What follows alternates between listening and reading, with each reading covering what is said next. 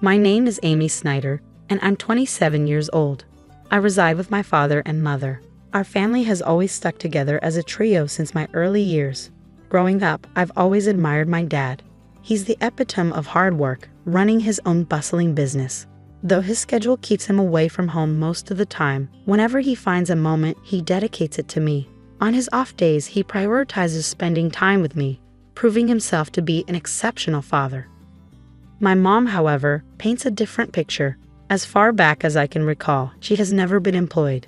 While she tends to household matters, she's never lent support to my dad's business or pursued a career outside our home.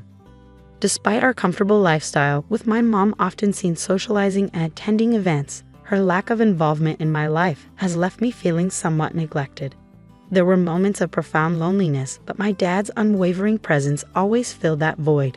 He understood the indifference my mom held towards me and made it his mission to ensure I never felt neglected or alone.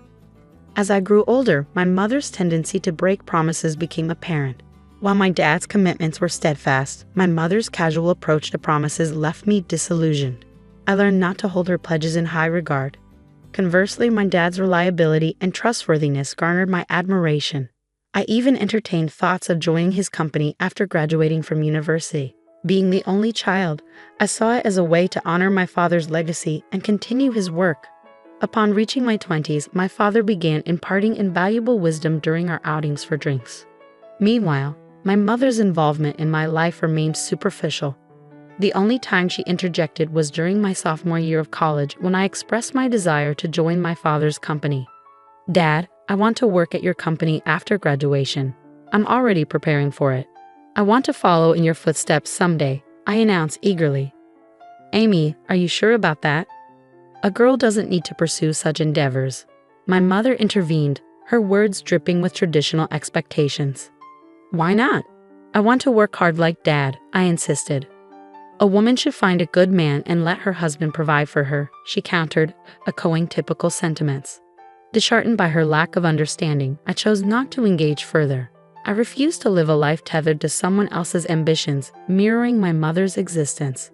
I had always aspired to become an independent woman, determined to navigate through my college years on my own terms.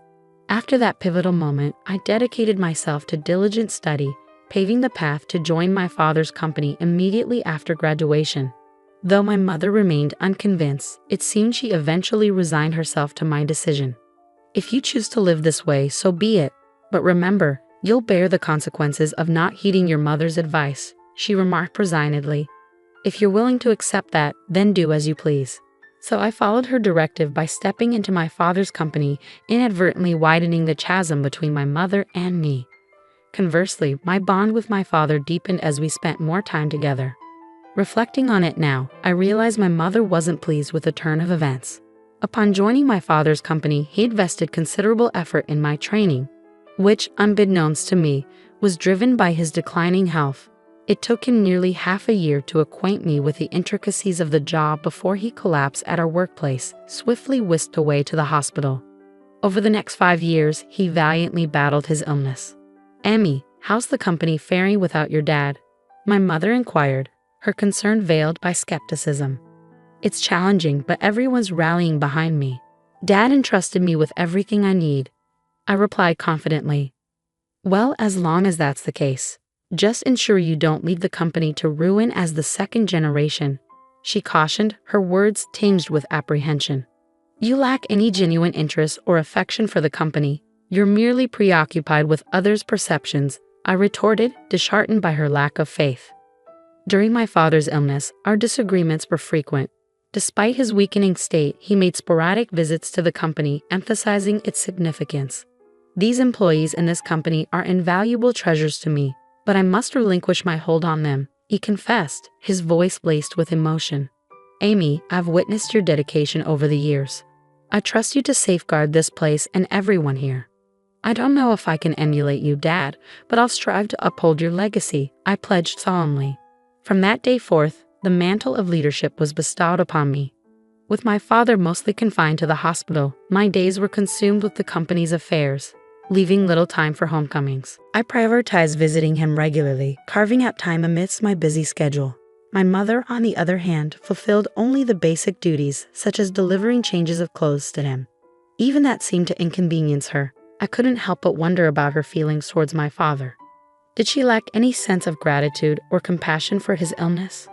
The thought left me feeling sorry for him, recalling the sacrifices he made for me during my childhood, a time when my mother's affection remained elusive. Despite my exhaustion, I made a concerted effort to visit him as often as possible, a routine that persisted for about a year until he peacefully passed away in his sleep. Amidst the whirlwind of tasks that followed, I barely had a moment to grieve. My mother, oblivious to my emotional turmoil, expected me to handle everything from funeral arrangements to hospital paperwork. Realistically, I knew I couldn't rely on my mother, who had never ventured beyond the confines of our home. So I silently assumed responsibility for the myriad tasks. The day after the funeral, my mother broached the subject. "Amy, now that the funeral's over, you've settled down, haven't you?" she inquired.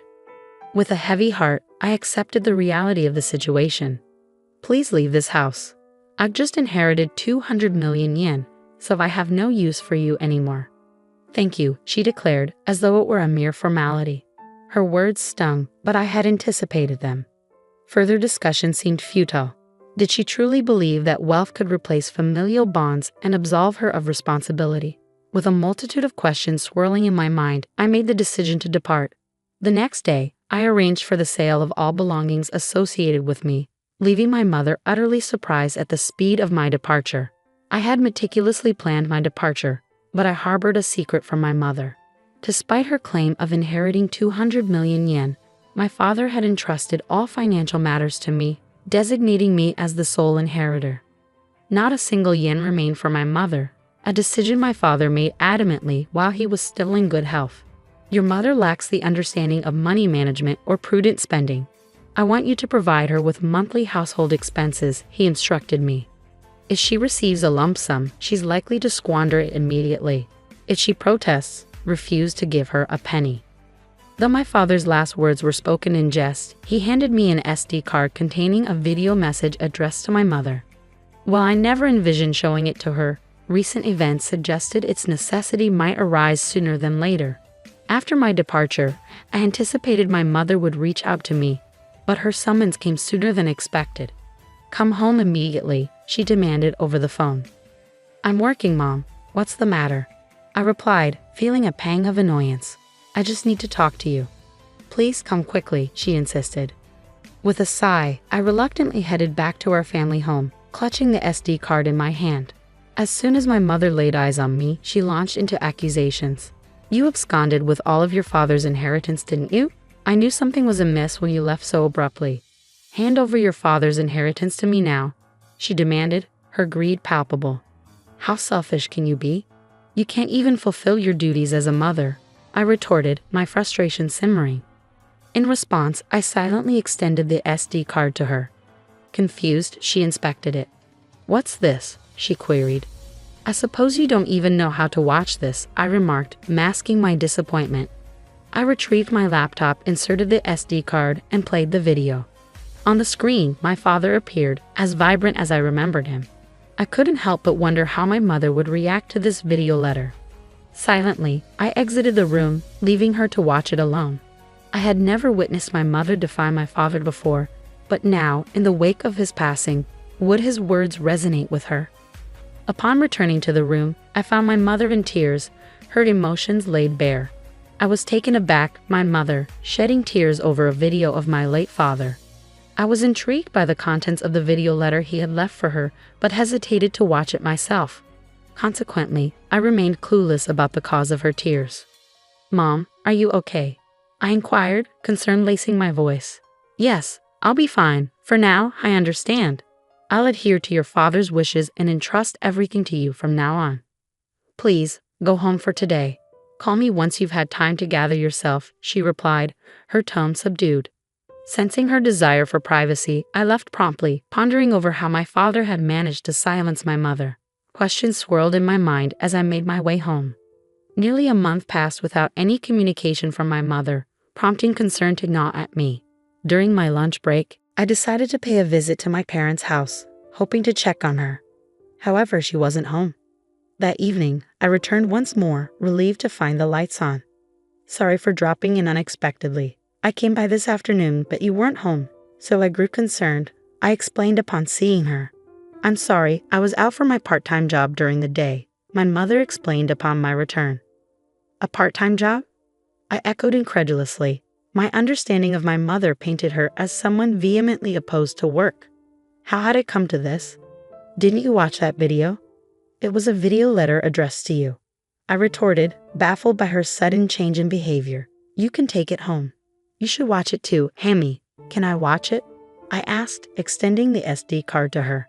Very well, she acquiesced, passing it back to me. Feeling a twinge of apprehension, I returned to the office and settled at my father's desk. With a deep breath, I played the video. Honey, if you're watching this, it means you've not been able to communicate with Amy. First of all, thank you so much for helping me raise Amy until now. Without you, I don't think I could have managed the company while bringing up Amy. My father's voice resonated through the room. As his words continued, a sense of unease crept over me. Then he uttered something unexpected, something that shook me to my core. You've taken care of Amy, even though she is not your child, and I have nothing but gratitude for you. You've stood by my side for so many years, but as a result, you've given up on your dreams and have reached your age without earning your own living.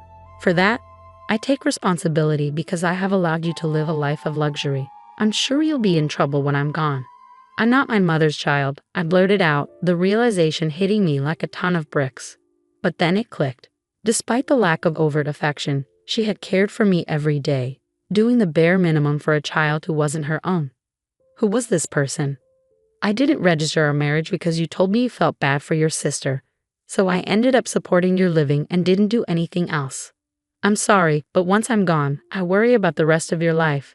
There's no one to support you, and I've taken your life away. I sat in disbelief as my father spoke, his words flowing with unexpected clarity. It was all news to me, his concerns, his regrets, his hopes for our future. Throughout the night, I grappled with the weight of his revelations before confronting my mother the following day.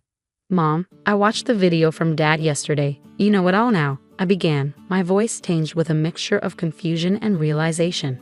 I raised you because I was asked to. That's all, she confessed, her tone heavy with the weight of untold truths. What happened to my biological mother? I pressed, seeking clarity amidst the swirling chaos of newfound information. You were the child of my sister and your father, she explained somberly. My sister died right after giving birth to you, and I promised your distressed father that I would help raise Amy.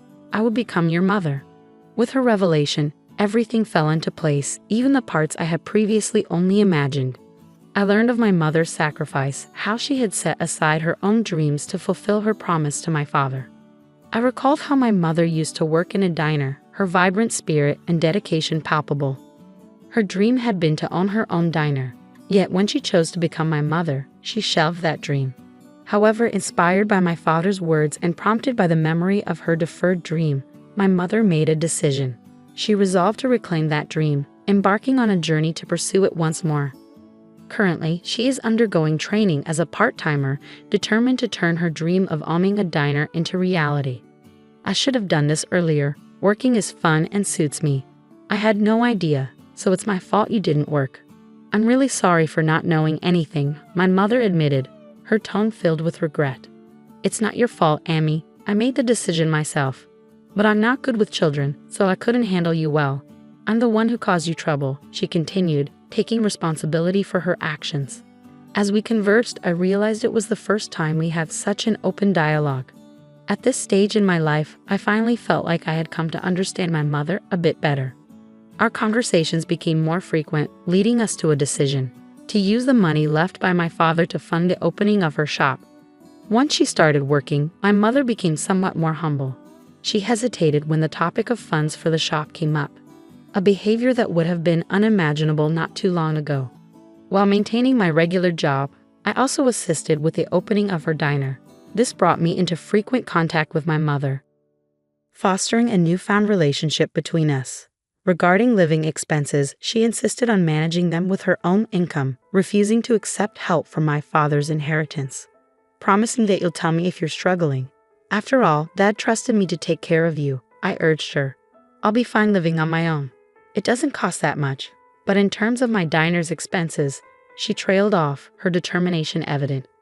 I'll be relying on you. Of course, I'm looking forward to it too, so do your best, my mother encouraged, her eyes filled with hope and anticipation. After many years, we finally became a real family, and now we are living harmoniously. She isn't my birth mother, and perhaps it was just the right time for me to learn this truth. Your diner is finally going to open tomorrow. Your dream is coming true, I remarked, filled with pride as I watched her dedication. Seeing you work so hard at that company reminded me of my own dreams when I was younger. I believe that's why I've made it this far. It's all thanks to you and your father. Thank you so much, Mom. I expressed my gratitude, feeling a deep sense of appreciation. Promise me to always be my mom, Amy, she implored, her voice filled with sincerity. From now on, let's get along even better than before. After all, we only have each other, I replied, feeling a newfound sense of closeness. Upon my father's death, the truth was revealed, and I accepted the reality of our situation. Deciding to live on with just my mother and me, I contemplated moving back to my hometown and living together with her again. I don't cook, so my mother is concerned about my poor diet and is supportive of me coming back, I explained, feeling touched by her care. My father would probably be surprised that we're getting along so well. His house, company, and inheritance that he left behind. I'll protect them at all costs while continuing to get along with my mother in order to become a real family. I vowed, determined to honor my father's legacy. We visited the graves of my father and my biological mother, my mother's older sister, to give our daily life updates. After going through the process of adoption, I finally became registered as my mother's daughter, forging a bond that transcended bloodlines.